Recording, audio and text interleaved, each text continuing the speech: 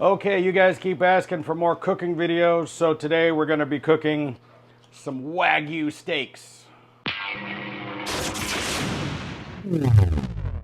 All right, these were sent to me from my friends at Six Brothers Beef in Texas. You know, you can't just run down to the store at most places and pick up Wagyu steaks. In some high-end places you can. Here in Las Vegas, I have seen it for sale. Actually, at our local Costco, sometimes they'll have it, but it's like, talking about $100, $200 for a couple of these steaks. And that's about what this stuff costs. You know, typically if you go to a high-end restaurant, like we've gone to the restaurant here at the Stratosphere in Vegas and had Australian Wagyu, and it averages about $30 or more per ounce when you're ordering it at a restaurant. Now, ordering it online, it comes to you in a little styrofoam frozen box. They overnight it to you. You're going to be spending about $4 to $5 an ounce.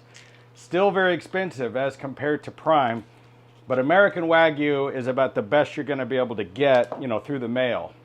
Japanese Kobe, I mean, that's a whole other level, but really, there's not a whole lot of difference between the American bred Wagyu and going with the Japanese Kobe. I mean, the Japanese Kobe, listen, that's the real melt in your mouth kind of stuff, but you're spending like $100 a bite, okay? So that's really expensive stuff, and there's only a couple of places in the United States where you can even get that in a restaurant.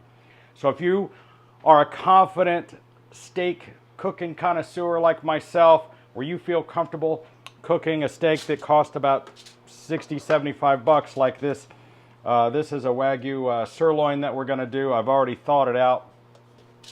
What you want to do is you want to set this in your fridge for a couple of days, let it completely thaw out. And then on the day that you're going to cook it, you want it to sit out for a couple hours and get as room temperature as possible. And then what we're going to do is we're going to put it in the oven at 400 degrees for a little while till we get a nice internal temperature. I like to get it to about 100, 120 degrees maybe. They mention on their website wrapping it in bacon and getting it a little warmer, maybe up to 170. I think that's too much.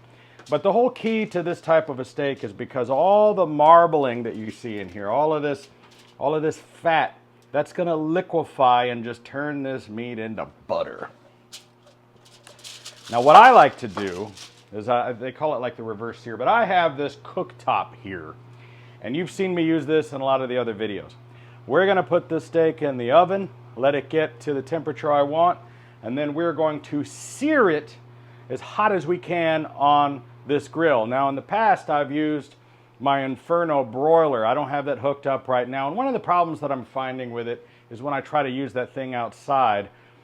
In my old house, we had like an enclosed carport where the wind couldn't get to me. Where I am now, the wind keeps blowing the fire out. So I need to design some kind of a box for it or put it in a different location, maybe down by the pool, if I'm going to continue using it. But I'm really enjoying using this flat top grill. I know most of you, probably none of you, have your own flat top grill built into the kitchen. You can do it just as easily on a regular old lodge skillet. But since I have it, I might as well use it. Now, part of the Moseley steak is we've always done some nice fajita style vegetables. We like to do sweet bell peppers and onions. We normally have mushrooms. We didn't have any mushrooms and I didn't want to go to the store, so we're not doing mushrooms today. But garlic on some olive oil, let that sizzle on the grill, and then we put the steak on it. We'll get to all that. First, I got to get this thing in the oven and get it going. I also wanted to mention they sent over some other cool stuff, this Louisiana shrimp boil, also some other signature restaurant quality shrimp. These are to be boiled and served alongside. Now, my wife's allergic to shrimp, so we're not going to have any shrimp today, but we'll cook this stuff later. Maybe we'll get Chef Joey over here. You know, he's a bit of a Louisiana guy, so he would love some of this. We'll save this for later.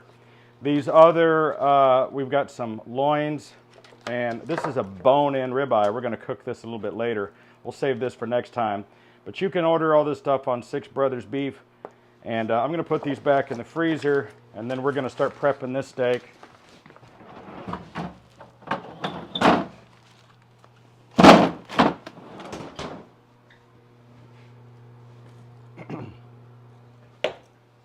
I like to use the pink Himalayan salt. That's always my favorite. And then just the regular black pepper A little bit of that on there.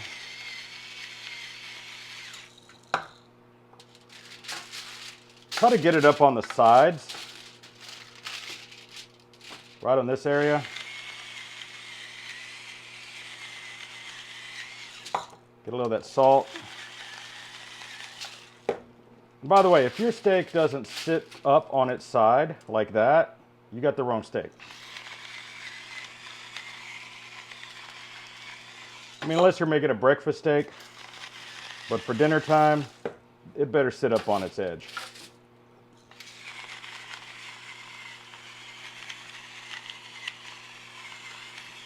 Now, normally I put a little bit of oil on this as well, but we're not going to need it because this steak is going to liquefy in its own fat. Sort of like me when I drink too much.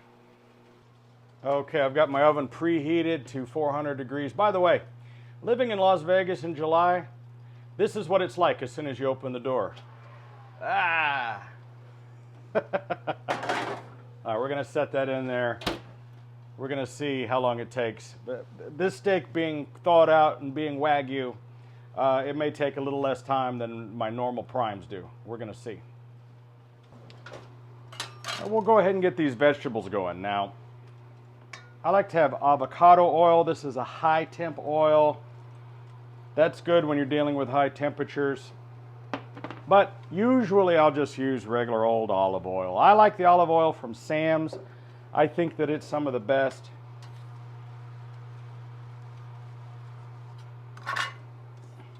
This is the sound you want to hear. Listen closely. Sizzle.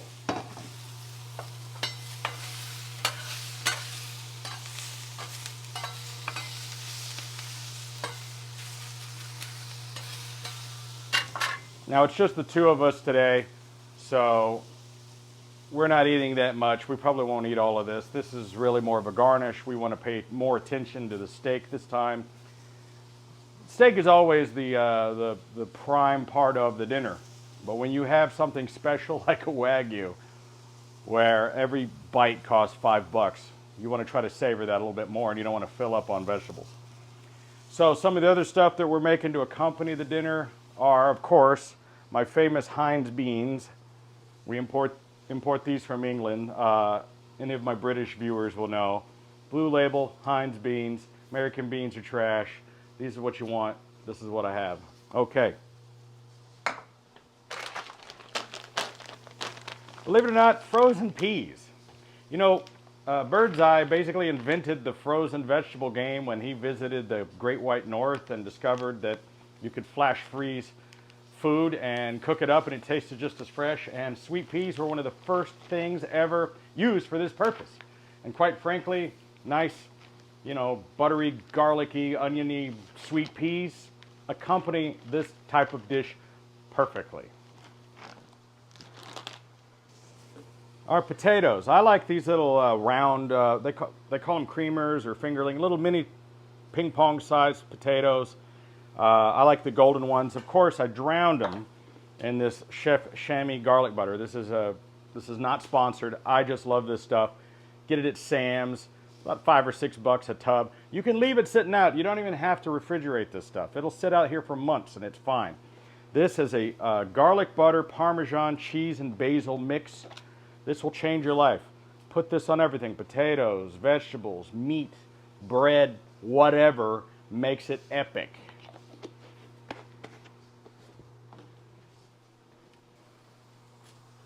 Okay, another thing that we made up for today's dinner, these are these Brazilian cheese balls. They're made of a tapioca starch. These are just fantastic, and what I do is I dip them in a little bit of that Chef Chamois before I put them in. They go in for like 20 minutes at 400 degrees, so you want to do these first, and they can sit out. They don't need to be warm. These are, I would say, a very close top contender to those Red Lobster Cheddar Bay biscuits. I mean, when you go to Texas de Brazil or Fogo de Chao or whatever those places, and they serve these little Brazilian cheese breads, I gotta say, it's pretty tough. It's a pretty tough competition. You can tell me down in the comments which ones you think are better. You got the cheese breads from Brazil, the Cheddar Bay biscuits, and some people will even say Olive Garden breadsticks. The goal is to get as much of this burnt caramelization on here as you can. I've got this thing turned up to high.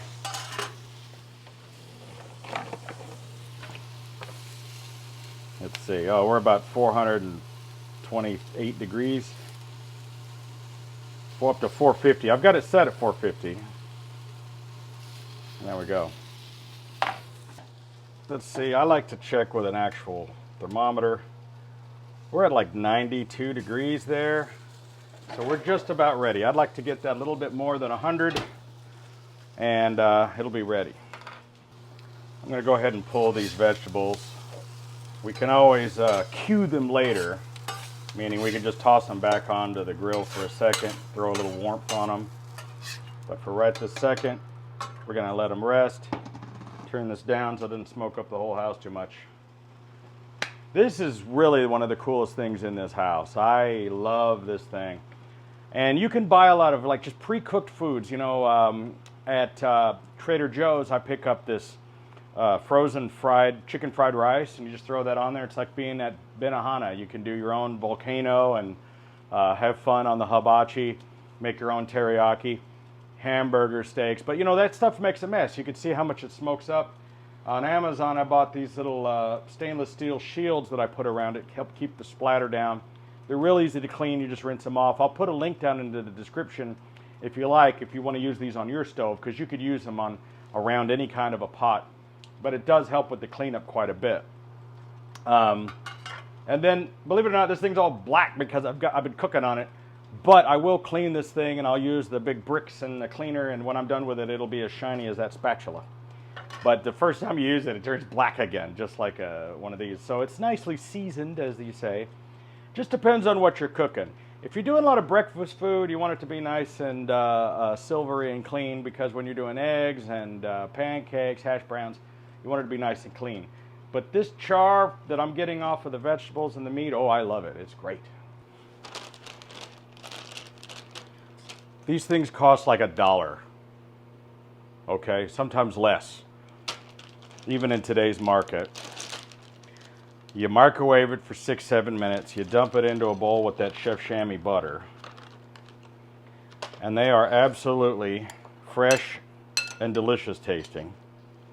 So when these will feed, you know, up to 4 people with a small portion, 2 people with a large portion. I'm spilling them. Anyway, we always have these, every time. So usually you go to like Kroger's or whatever your store is, and they'll have like maybe 4 of them for $5. It just depends on the pricing.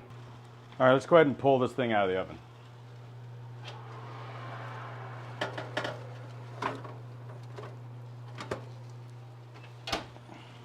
Nice. All right, check the internal of this. All right, perfect. I'm getting 140 degrees right there. That is a perfect and a safe temperature, and some people would say it's already done, and it basically is. So what I want to do is I want to sear this thing really quickly, get it nice and hot on both sides, and on that fat cap on this end, we want to liquefy the fat, and that's what we're going to do here. Here we go. Put down some oil.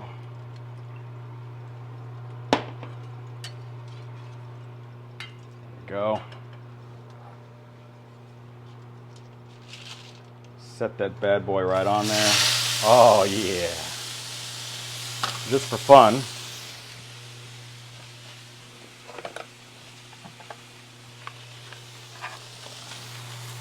Put some butter on it.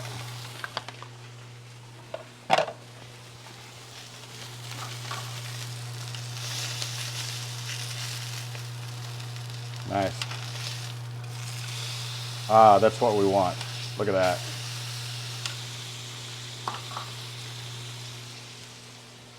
See how much I can zoom in on this thing here. There we go.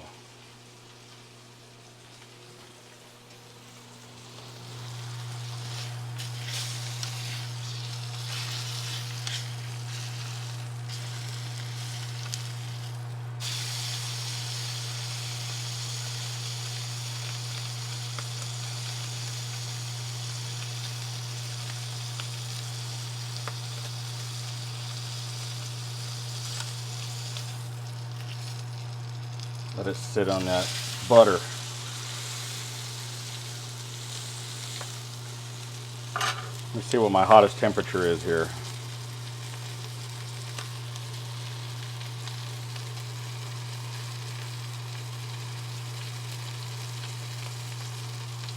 Oh, it's a good 500 degrees right back there. I'm going to move it back.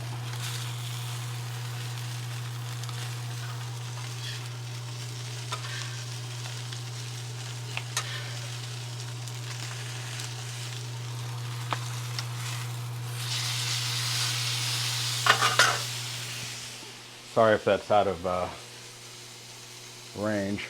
There we go.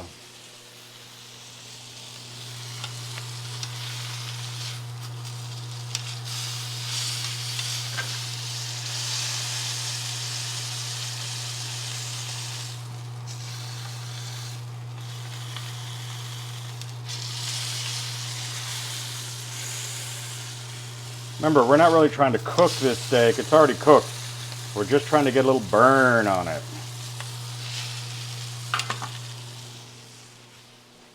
All right, we want to pull this off.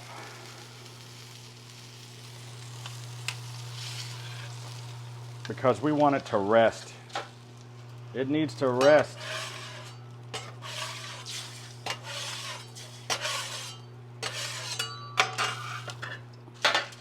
Now, one of the tricks to getting all the crud off your grill is just to pour water on it. I keep this purified water here so it doesn't stain. Let me turn this oven off. Oops.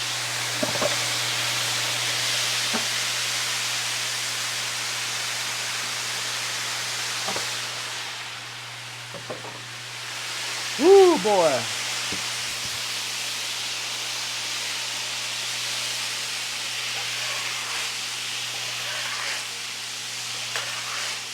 Now you got to be real careful when you do this because you can get the steam burn real easy.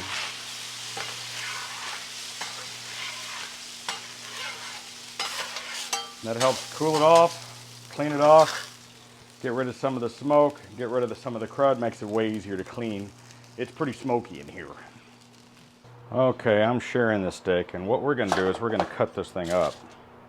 But I just want to cut it in half so we can see how it fared.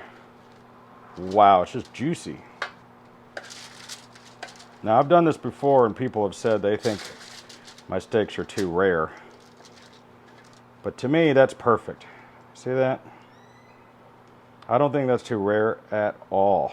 Ooh, that, to me, is beautiful. Wow, that is so tender. Look at that. So, if I cut off a thin strip of this.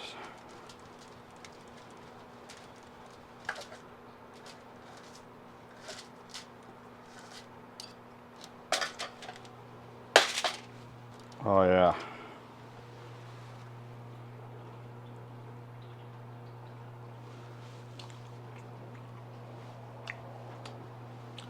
Mmm.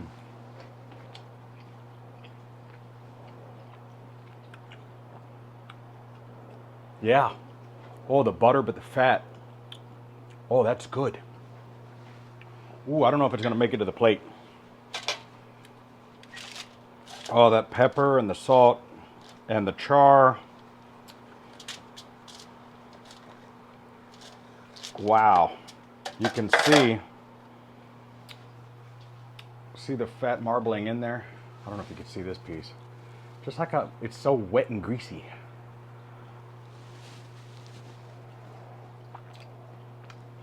Wow. Oh, it's so juicy.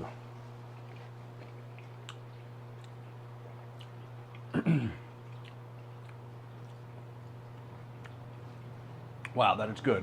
All right, guys, let's get it plated. All right, well, there it is. This is how we like to plate it. I like my vegetables in their own little dishes. My wife just eats them in a pile like a heathen. There she is. That still looks good though. Oh boy, but look at that. I mean, that just, if I can get in close enough to that. Letting that rest for just a second, you know, it'll continue to cook in its own fat. You may think that's a little too pink. I don't think it is. This meat is meant to be ate almost raw. That's just what makes it good. So sorry if you think that's too rare. If you think it's too rare, then you're probably from the north somewhere, and you're wrong. Okay guys, you've been begging me for another cooking video, so here it was. We do this every Sunday in the Moseley household. It's our tradition to make the Moseley steak. And if you want to make the Moseley steak, this is how you do it. So if you'd like to try some of these, order from Six Brothers Beef. Link in the product description. Full disclosure, they did send me a big box of these for free to try for our Moseley steaks. So I guess it is a sponsored video, but I do know them and I've hung out with them and I've ordered from them before. These are fantastic, okay? Sometimes it's hard to find really good steak. I mean, depending on where you live, you may be limited as to what you can get a hold of. I mean, if you live out in the country or something and you don't have access to one of the higher end stores, the best you're gonna get is regular choice kind of chuck steaks. They're not that good. Even when you go to a nice steak restaurant, they may not have that good of stuff. Unless you're going to New York, Las Vegas, maybe Chicago, LA, you're not gonna be able to get real Wagyu or Kobe. Ordering it this way assures that you can get the best steak. So if you can afford this kind of living, this is what you want. Otherwise, I recommend using Costco Prime. Costco Prime makes some really good steaks. They're about 20 bucks a pound to 25 a pound, depending on what you're getting. That's what we normally use. We don't always get a treat like this. But hey, if you're confident in your cooking skills, do it the way I just showed you to do. You really can't mess it up. This kind of a steak is going to be delicious no matter what. Now, keep in mind, that 16-ounce steak, I think, I want to say it's like 140, 150 bucks or something for two of those. So like I said, you're spending about, what, $4-5 an ounce to eat that kind of a steak. So that half of a steak I'm about to eat over there, what is that, like 5, 10, 15, 20, 25? You're talking about 25 or $30 for that little steak. But if you were to go to one of the restaurants like here in Las Vegas at the Stratosphere, a steak even half of the, like this big would cost you over $100. It'd be pretty expensive. So if you're trying to save yourself a little money, this is really the way to go if you want that kind of experience. So good luck ordering. Order your steaks, Six Brothers Beef. We're gonna go eat dinner. Hope you enjoyed this cooking video. Please, down in the suggestions below, let me know what you would like to see me cook on the flat top grill here. I know a lot of guys out there are big lovers of the Blackstone, and I used to do a lot of Blackstone videos, and that's why I put one in the house. If there's something you want to see me make, let me know. Anyway, that steak's calling my name. I'm going to go eat. I'll catch you guys later. Thanks for watching.